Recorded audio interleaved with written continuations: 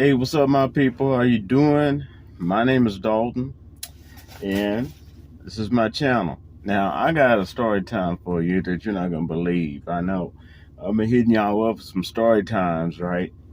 And this one, I think you're gonna like this one. This story time is called Meat. MEAT, Meat. Now, I used to live in another state, and I decided to move to Texas, right? And I found a apartment on apartment.com, right? So they put me through the ringer, credit check, all that stuff. Made me pay, I think, 2 months worth of rent. Not the first and last, just like 2 months, the first and the second. And it looked so beautiful when I went there. When I saw it on apartments.com. I ended up moving there, and it was considered one of the many armpits of Texas.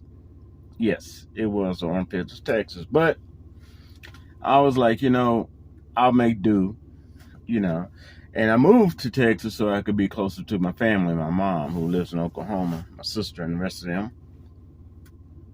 Well, in that area, and it's somewhat a bad area, as I found out a couple months later. In that area, there was a little convenience store, right? I was like, I need to get some stuff put in the refrigerator so I can cook, Went to convenience store, did a little shopping. Came home, started cooking.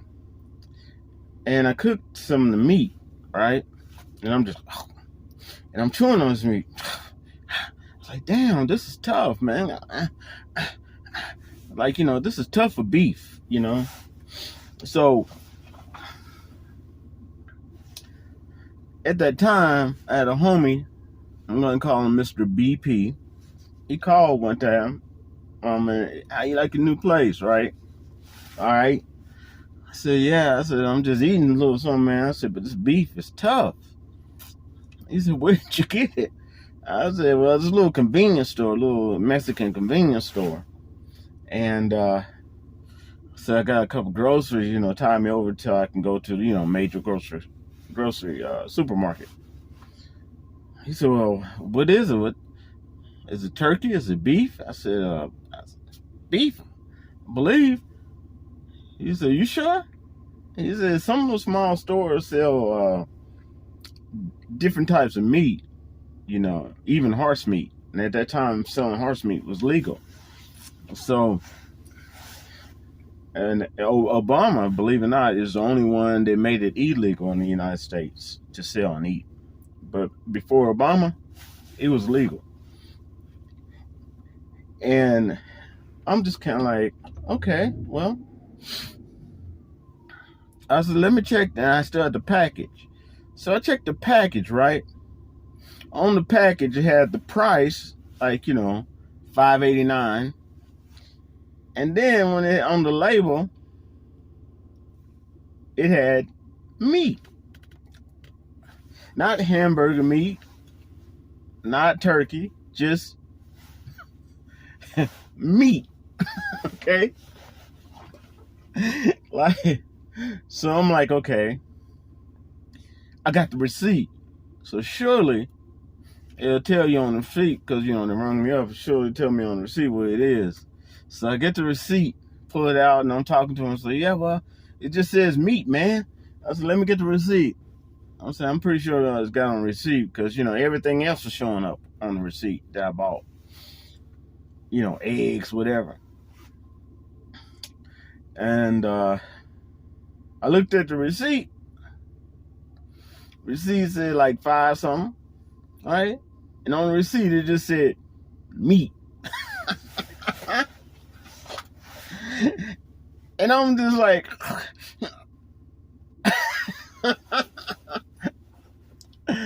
I realized at that point that I didn't know what the heck I didn't know what the heck I was eating. Okay. And it was not beef, because I have never had beef that tough. Okay. And there's tough steaks out there, but this was something else. Definitely wasn't turkey. And it had a lot of dye in it. So whatever it was, they were trying to pawn it off as something else. But the definition on that was meat. Okay. Now let me show you how bad this area was and this apartment was. Okay. When I got the keys to this apartment, I should have known right there. When I got the keys to this apartment, I go in there and there's this awful smell. What the hell is that? You know, and I'm walking around my apartment, and I got the keys now. I'm trying to figure out what's going on. What the smell is that, right? What is that smell? And I'm looking around and I figured out, you know, and I open up the dishwasher, right? And there was just these roaches running off. I was like, oh shit, great. And I couldn't figure out what that smell was. So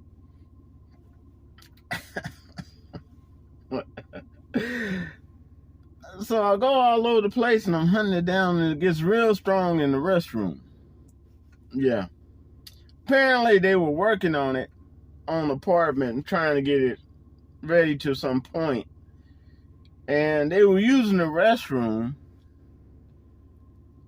but the water was turned off in the restroom, so it was full of whatever they were leaving there while they were working on it, and it had not been flushed. So the guy had to come up there. I called to the office. The guy come up there. He turns on the water, finally fills up, and then flushes out. Okay, and if you think that's bad, one day I came home from work. I'm tired, and it's during the day, and you know I had just got through work at security. I'm tired, and I'm getting ready to walk over to the steps, right? And I happen to look down, and some pipe had busted or something. And lo and behold, what I'm seeing is freaking turds flowing. Yeah, turds. Deuce. I had to jump over there. They didn't even give us notice or nothing on the door. I'm calling. Eventually, I called, and a couple of people called the state, or the city, rather, and they forced them to fix that immediately. Okay.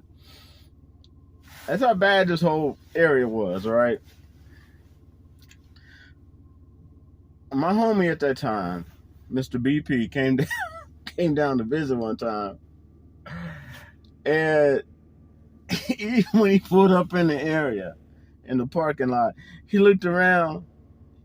When he got out of his car, he immediately locked it. I told him, I said, that's a good idea. And when I knew it was really time to go is when an incident happened out there. It had gangbangers and Mexican gangbangers and stuff living in there. Some idiot got mad. He got mad about something. And I saw it.